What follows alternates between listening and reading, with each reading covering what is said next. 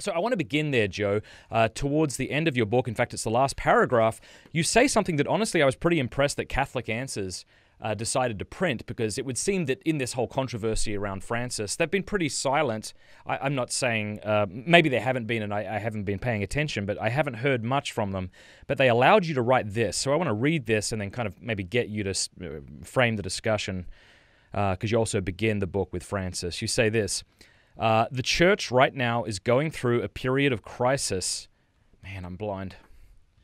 At least in part because of bad papal and episcopal leadership. Wow. The household of God, which is the church of the living God, is going through the roughest patch it's seen in centuries. Love this line. Pretending otherwise is dishonest, and it sets non-Catholics up for disappointment. So I just want to kind of begin by just talking about this. I've heard you speak elsewhere about the fact that you grew up in the John Paul II pontificate, and then we had Benedict. And we kind of, I don't know, you probably had the same experience as I do. You kind of look around and you're like, okay, there's some crazy things going in different parishes, but at least the Pope's got our back. And then I, like you, was super into defending whatever Pope Francis said in the beginning, and then I slowly stopped defending it, and then I had some real questions about some of the things he said, and it really bothered me. And I know it bothered you too, so tell us a little bit about that. Yeah, okay, there's a lot there. I think the first thing is just, in that paragraph, what strikes me is that it seems so obviously true. Like, if you just say, here's all the things going on in the church right now, are things going well, are they going poorly, are people coming in, are they leaving? You can make a pretty clear objective case that things are going badly in a way they haven't been this bad in a long time.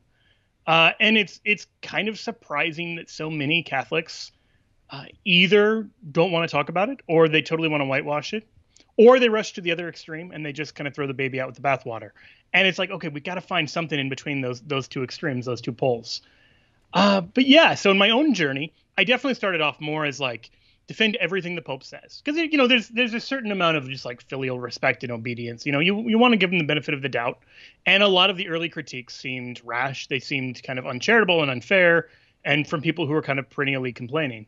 But they started to make some good points, and he started to seem kind of unclear on a lot of things.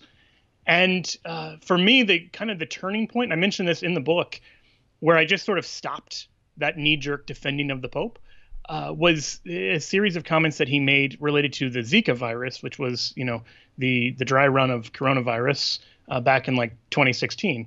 So with Zika, it's still a terrible disease in Latin America.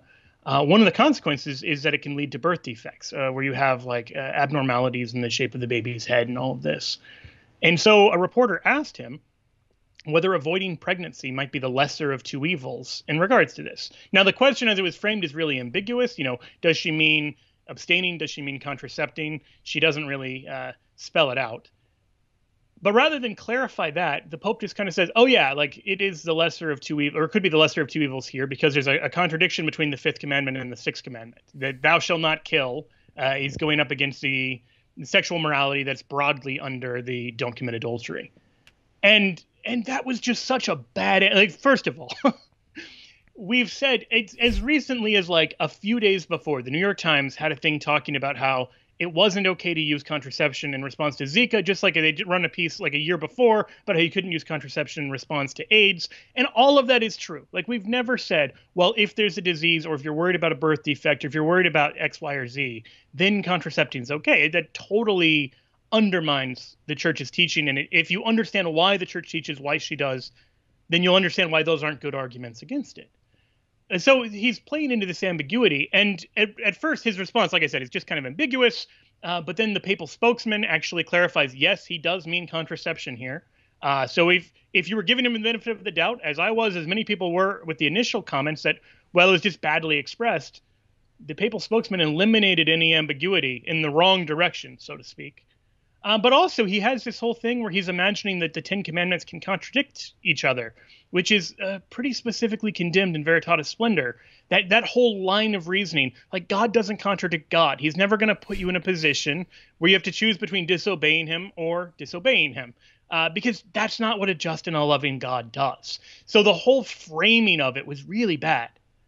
When I got to kind of that moment, it was like, no, there is no twisting or turning of these words that is just like, okay. There's no twisting or turning of these words that results in oh yeah, this is what the Catholic Church has always taught. Um, and I think that was kind of a wake up call for me that like I need to pivot how I'm approaching Hmm. Pope Francis because there's still a lot that I really do like about him. Like I lived in Italy at the time that all this was going on, and he's an amazing preacher. And he often preaches on the basics of the gospel in a way that is just really like inspiring and empowering. Like if he was a local diocesan priest, you'd be like, oh yeah, he's good, but like don't go to him for like tough theological questions. Hmm. But he's not a local he's the Pope, and so that creates a whole other kind of set of issues. I feel like there was almost an unintentional gaslighting by those of us who were trying to defend Pope Francis at all costs. Because you got these people who were like Yeah. legitimately trying to make sense of this. Like, that seems problematic, right? And we're like, absolutely not. And here's why. And I feel like really, like we kind of, maybe some of us are to blame for where some people went. We're like, no, I'm not insane. And I know that this is wrong.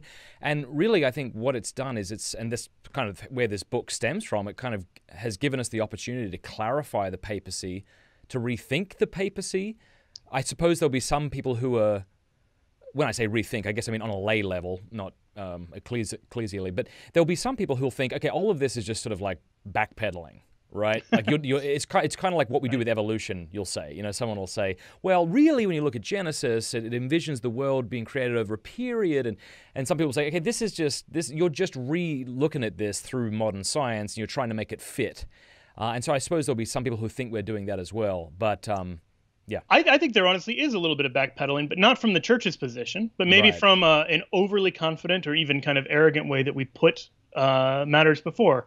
You alluded to this before, where under JP2 and under Benedict, there were a lot of crazy things that happened at the local and even diocesan level, but you knew the Pope had your back. So there was a real sort of de-emphasis of legitimate local authority, Yes. a real de-emphasis of the bishop as like a successor to the apostles.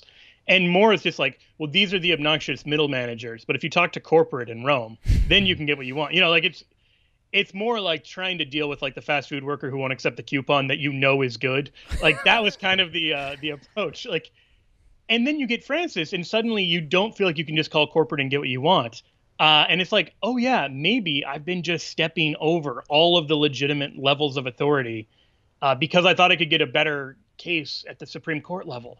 And that's just not the way it was supposed to be in the first place. Oh yeah, go ahead. Sorry. Here's what you say on page 13. You say, as Catholic apologists sometimes do, I once took a posture of triumphalism.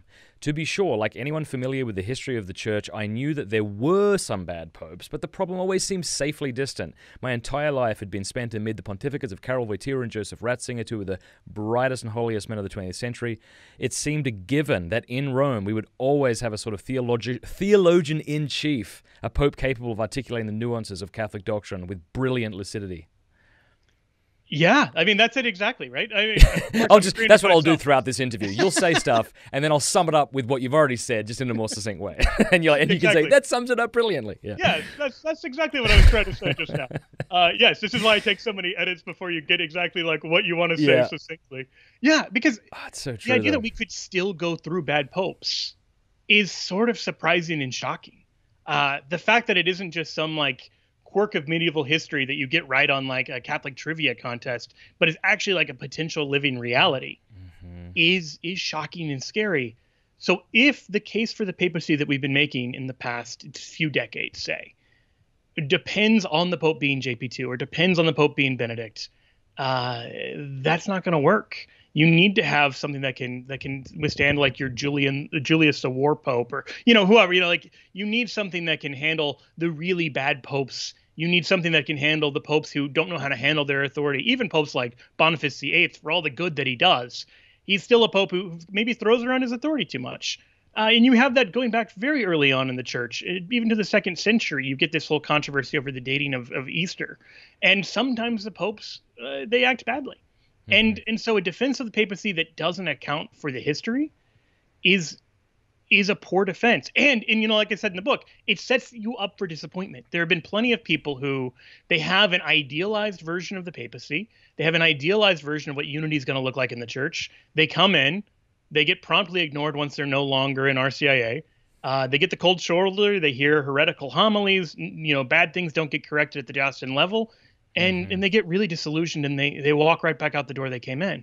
And that's a problem. And I can't solve all of the problems that I just mentioned there, but the one that we can at least solve is letting people know, don't be surprised when these things happen, because this is not going to be the panacea against that. That's a really great point. Thank you for watching this clip. You can click here to watch the full episode, and I want to say a big thanks to our sponsors and to our amazing patrons for making all of this possible. Please do us a favor before you go, click that subscribe button and then the bell, and that way YouTube will be forced to let you know every time we put out a new episode.